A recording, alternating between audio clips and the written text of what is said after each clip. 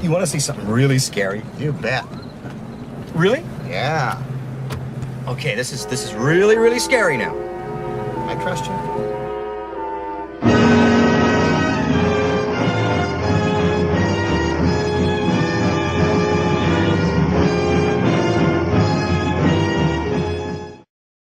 Hello, Internet fans. It's your old pal Rottin Roger DeMarco here from RepulsiveReviews.com. This week, we're going to be talking about Ed Hunt's 1981 classic, Bloody Birthday. Okay, so here's the plot rundown. 3 children are born during a solar eclipse. For whatever reason, they're fucking psychopaths. That's pretty much it. There's not a lot to it. 3 kids born during an eclipse are fucking insane. That's as complex as it's gonna get. Of the 3 children, we have Debbie. She is the most innocent. She's the one who will gain your trust and murder you. She's very manipulative, puts on a very sweet front, and lulls you into thinking that she is a good kid. And then she uses the other 2 children. You got Curtis, the little fucker with the glasses. He is the brains. He is a super smart kid. This little fucker, okay, I would beat the fuck out of this kid. Then the 3rd kid is Steven. He's a little blonde fucker with a half-ass mullet. Essentially, he is the muscle, because that Curtis kid is a total puss, gets stomped on a couple times throughout the movie, and no one's really going to hit the little girl, so they use this Steven kid to be the tough kid. He doesn't really have very many lines of dialogue. He is just the muscle. He's a little fucker as well. Before we get into my overall thoughts of the film, first, let's take a look at Rottin Roger's Splatter Facts. We have 8 dead bodies. We have 6 titties. Decent titty count. And they're nice. Nice 80s titties. Especially the van titties. We have teacher killing. We have sister peeping. We have van sex. And we have my personal favorite, gratuitous cake eating. The methods of death include, but are not limited to, strangulation, smacked with a baseball bat, gunshots, slapped with a shovel, and an arrow to the eye. Okay, so this is at the early craze of the slasher film, 1981. But this was around the time slasher films could go either way.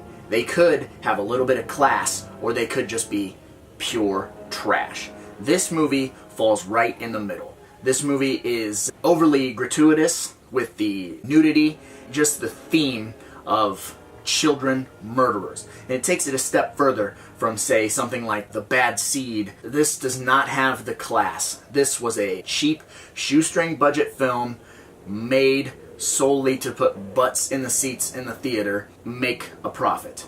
So this is a step down from films like Halloween. And actually there are quite a few things about this movie that mirror or flat out plagiarize Halloween. There's a few scenes with the teenagers walking down the road in a long, unbroken shot, talking about being with their boyfriends or about school.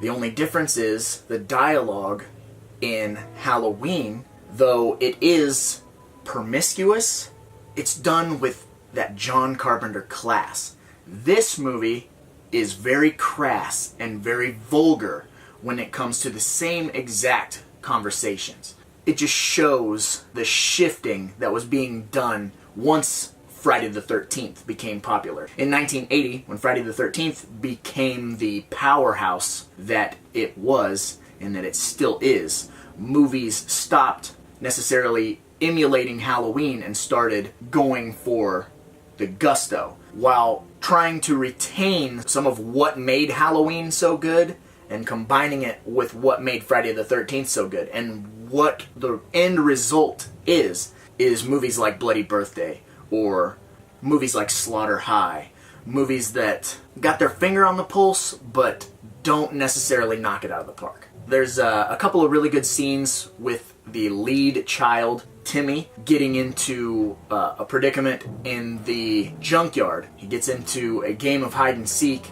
but he knows a little too much of what the 3 children are up to. So they make it seem like they're playing hide and seek with him, and they lock him in an old refrigerator and leave him hoping that he will asphyxiate. The scene is very unnerving, very upsetting. It's probably the best scene in the movie, with just creating some sort of situation that you haven't seen before with a child in trouble. That's this movie putting its best foot forward. Unfortunately, some of the other stuff in the movie doesn't deliver like this one scene in particular. This movie keeps the gore to a minimum, but still somehow manages to be incredibly sleazy. It's not a task that is easily accomplished, and this movie somehow makes it so. It's just one of those weird time capsule films.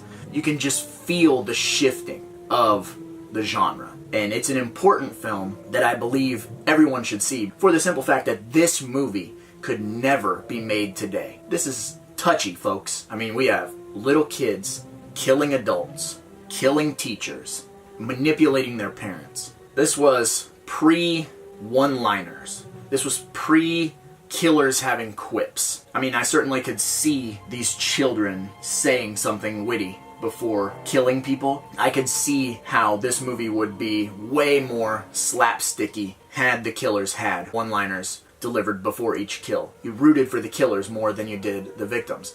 This movie falls right into that small time period before we started rooting for the killers.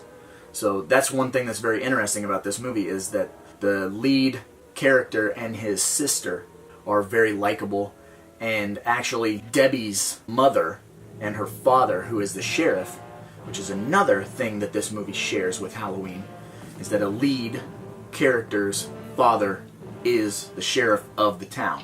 But the relationship between the sheriff and his wife is fantastic.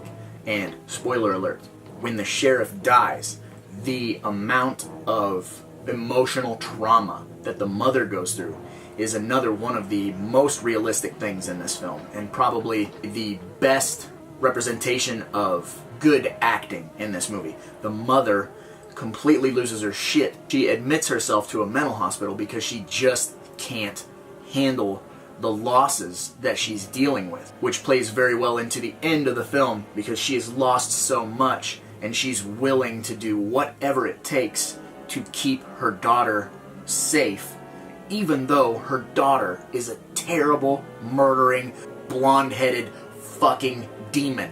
Yeah, the ending of this movie is a gut punch. As a parent, you want to believe that your children can do no wrong, and that even if they do something wrong, that you will stand by your child. This movie really puts that on the forefront and makes you question your motives as a parent. Are you really doing what's in the best interest of this child? It's a very good exploitation. It's just a slasher film that is important to the slasher genre as a whole, even if I feel that it falls short in some areas, where the three kids decide to come kill Timmy and his sister because they know a little too much. Curtis has a revolver. They shoot this gun in this house 15 times. No police, no nothing.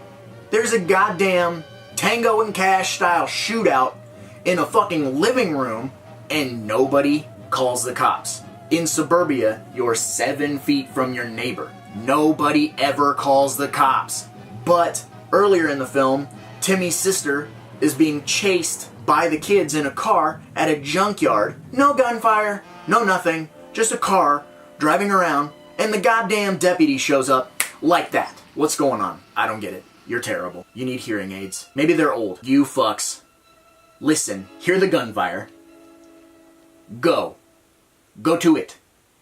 Go. My personal opinion of this movie is, while it's not top tier horror, and it's certainly not bottom of the barrel, it's very important. It made the genre take notice.